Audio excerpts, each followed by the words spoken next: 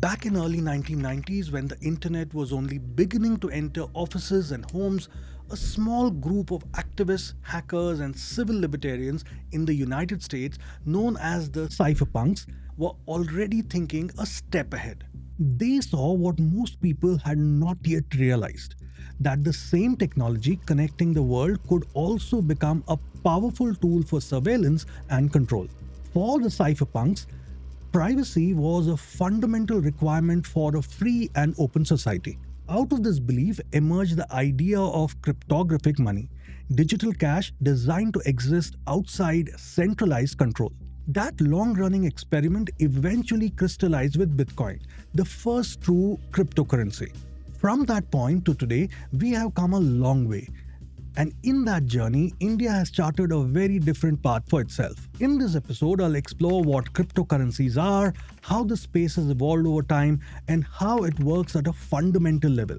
And most importantly, what is legal and what isn't in India. I'm your host Sandeep Rao, and with that, let's get started.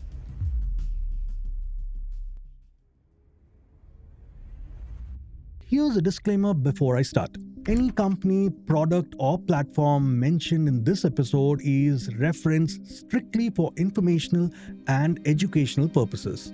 This does not constitute an endorsement, recommendation, or promotion of any kind. Like I always do, let's start with the origin story. The origins of cryptocurrencies go back well before Bitcoin and even before modern internet entered everyday life. In the late 1980s and early 1990s, as email and early networks began linking universities, research labs, and tech communities, a small but influential group of cryptographers, programmers, and civil libertarians started asking an uncomfortable question. What happens to privacy and individual freedom when communication and money become digital? This loose collective came to be known as the Cypherpunks, and it included figures such as Eric Hughes, Tim May, and Hal Finney. Cypherpunks coordinated almost entirely through encrypted email, anonymous remailers, and public mailing lists.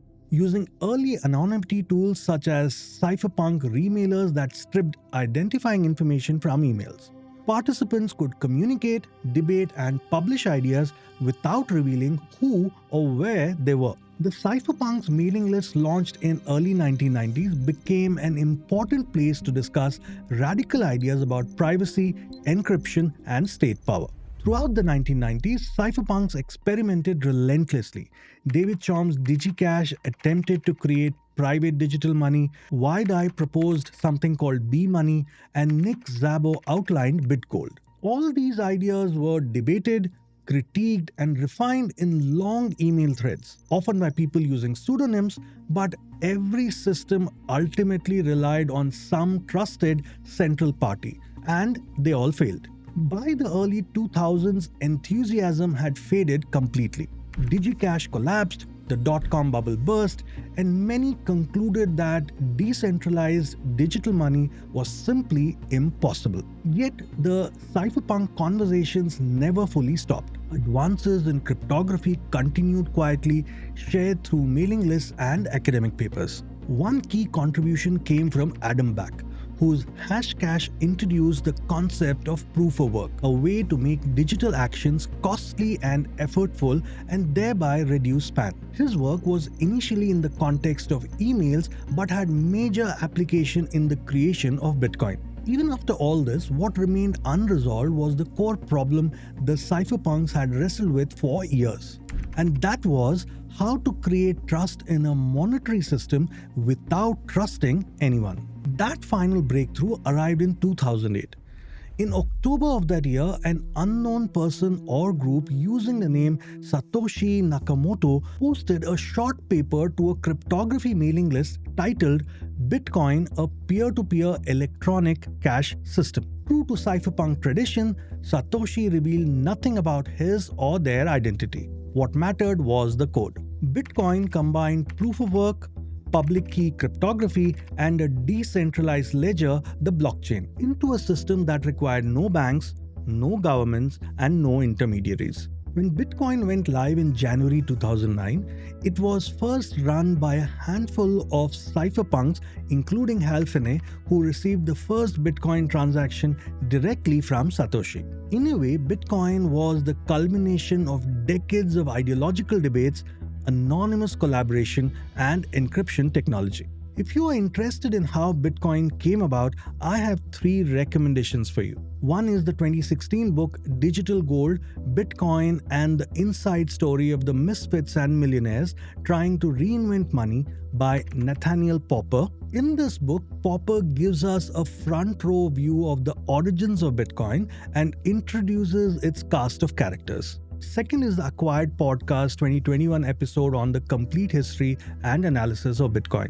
And lastly, the 1993 Wired piece titled Crypto Rebels, which gives us an idea of all that was happening in cryptography space much before Bitcoin came into existence. I'll share these links in the show notes. Now over to India. In a connected world, India started warming up to Bitcoin's existence by 2010-2012. Around this time, Maheen Gupta launched buysellbitco.in, a website where one could buy and sell Bitcoins. But to put it mildly, it was quite a rocky start. With no regulations around and a RBI press release cautioning people about digital currencies and an ED raid on its offices, Maheen had to suspend operations. In about a year's time came the next crop of exchanges like the Uno Coin, founded by Satwik Vishwanath, who made mandatory use of NEFT and RTGS-based transactions to ensure a clean and clear paper trail. They also raised VC money, which gave them a better runway around that time. Next, we had ZebPay by the same team which started buysellbitco.in. They followed a cautious, self-regulatory approach this time. They launched a mobile app and perhaps first in India to have mandatory KYC even before it was legally required. There were other players like BTCX India and CoinSecure, which are now defunct. This was also a phase where regulations were evolving. I would say in a way they're still evolving. Between 2013 and 2017, the Reserve Bank of India (RBI) issued repeated warnings labeling crypto as a speculative risk rather than legal tender. In 2018, the RBI escalated this by prohibiting banks from servicing crypto businesses, effectively freezing the industry. However, a landmark 2020 Supreme Court ruling overturned this ban, deeming it disproportionate and resorting the industry's access to the formal banking system, which was a major breather to the existing exchanges in India. Around 2020-2021, as global crypto markets entered a bull phase, Indian exchanges like CoinSwitch-Kuber, CoinDCX and WazirX raised large rounds of venture capital from global investors such as Anderson Horowitz, Coinbase Ventures and Tiger Global. With that capital came aggressive growth targets. IPL, the Indian Premier League, became the perfect distribution channel. Advertising during IPL broadcasts made crypto platforms look mainstream and institutionally accepted, even though regulation was still evolving. For many viewers, repeated exposure during matches created an implicit assumption of safety and approval. What followed was a surge in signups driven more by visibility rather than understanding of the product. The IPL exposure in a way normalized crypto, and the VC-funded growth did the rest. In terms of regulation, while the early government committees recommended a total ban and criminalization of private cryptos, these bills were never enacted. Instead, the government shifted towards regulation through taxation. In 2022, Government of India introduced a steep 30% tax on crypto income and a 1% tax deducted at source (TDS) on all transactions. This regime significantly dampened domestic trading volumes but established a clear fiscal trail. Recent efforts have focused on institutionalizing oversight.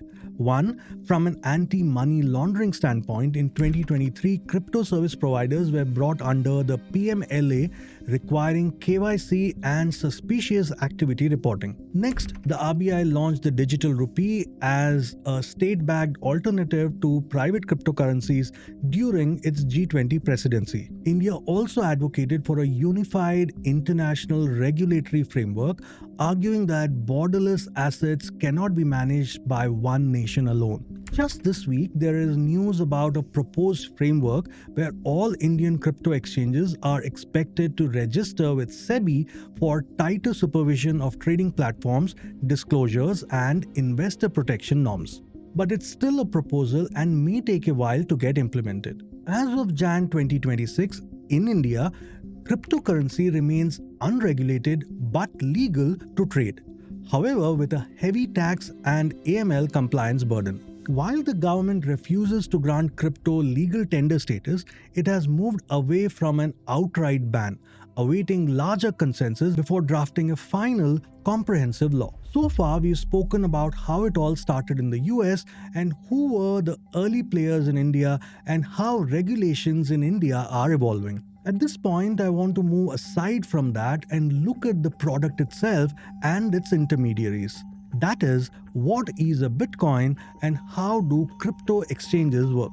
So what exactly is a Bitcoin? A Bitcoin is a digital form of money created to make online payments simpler and more direct. Today, whenever you pay online, whether through a bank, UPI, or a credit card, your payment passes through intermediaries like bank networks, payment aggregators, etc. These institutions charge fees, take time to process transactions, and require you to trust them with your personal and financial information. For a long time, people tried to build digital money that could work without these middlemen. The main challenge they faced was something called double spending problem. Unlike physical cash, digital money can be copied or manipulated easily.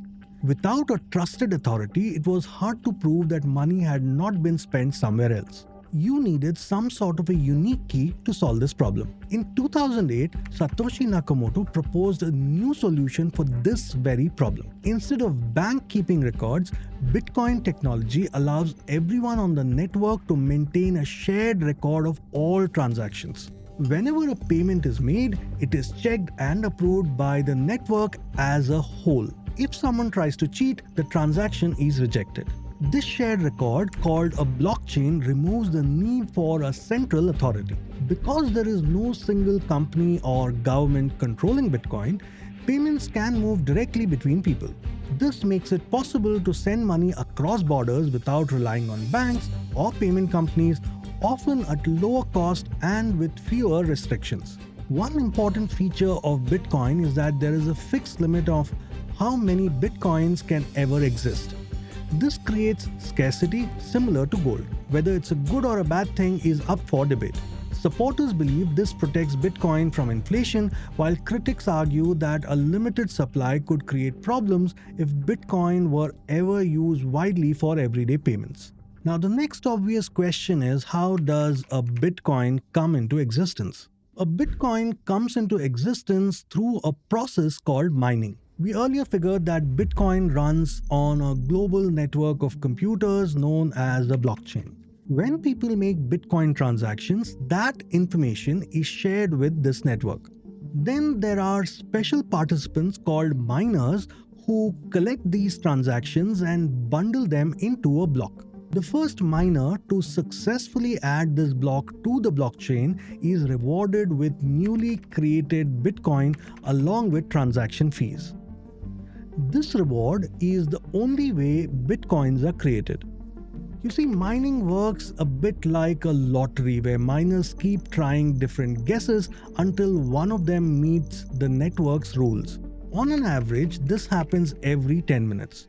This process is known as proof of work. It keeps the network secure and allows Bitcoin to operate without any central authority. As of today, about 19.6 million Bitcoins have already been mined.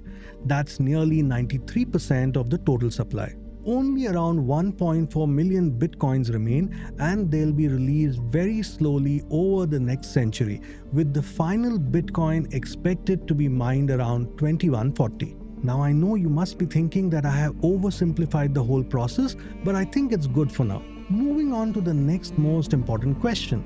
How does one own a Bitcoin? Well, you need a Bitcoin key.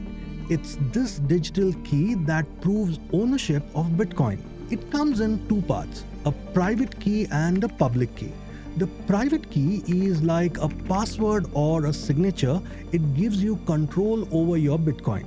Whoever has the private key can spend the Bitcoin. The public key is used to generate a Bitcoin address, which is what others use to send Bitcoin to you. Importantly, Bitcoin itself does not sit inside a wallet or an app. What you actually own is the private key, and the blockchain records which addresses control which Bitcoin. If you lose your private key, you permanently lose access to your Bitcoin. Think of this like a bank account without the bank. Your public key is similar to a bank account number.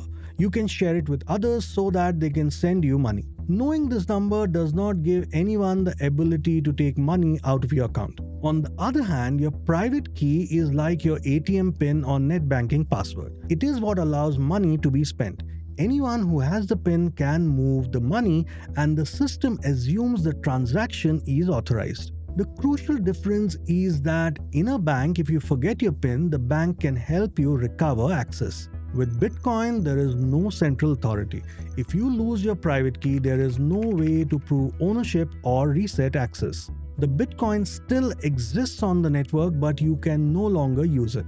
This is why owning a Bitcoin means you got to have the private key, else you don't own it. Now the next logical question is, how do you buy a Bitcoin or acquire a private key? If you are from India, there are two aspects to buying Bitcoin and acquiring a private key. The first is buying a Bitcoin on a crypto exchange. After you complete KYC and link your bank account, you can use Indian rupees to buy a Bitcoin. This is similar to opening a trading account with a stockbroker. Once your account is verified, the exchange gives you options to transfer money from your bank account. Next, you transfer Indian rupees from your bank to the exchange. This is typically done using UPI or a bank transfer. After the money reaches the exchange, it shows up as a cash balance in your exchange account. Once the money is credited, you can use this balance to buy Bitcoin at the current market price. After the purchase, your Bitcoin balance appears in the exchange app or website. At this stage, the exchange holds the private key on your behalf, and you effectively have a claim on the Bitcoin rather than direct control over it. When the exchange holds the private key on your behalf, you see your Bitcoin balance in the app, but the actual control of the private key remains with the exchange. In other words, at this stage, the exchange is the custodian of the private key. This is a very important thing to know. As I had shared earlier, you don't own a Bitcoin unless you have control over the private key. So the next logical question should be, how do you get the private key? To do that, you would need to set up a hardware or a software wallet on an app like Ledger or Blue Wallet. Hardware wallets are way more safer than software wallets. Think of it this way, a hardware wallet is like a diary with a password that's in your home locker.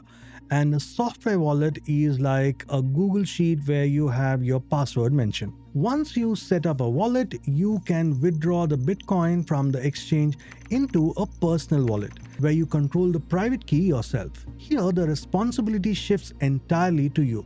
If you lose the key or access details, there is no recovery mechanism. Many people I have come across don't even know this process and never take this step and remain dependent on the exchange for custody. In practice, most Indians first acquire Bitcoin through exchanges and only later decide whether they want direct control of their private key or not.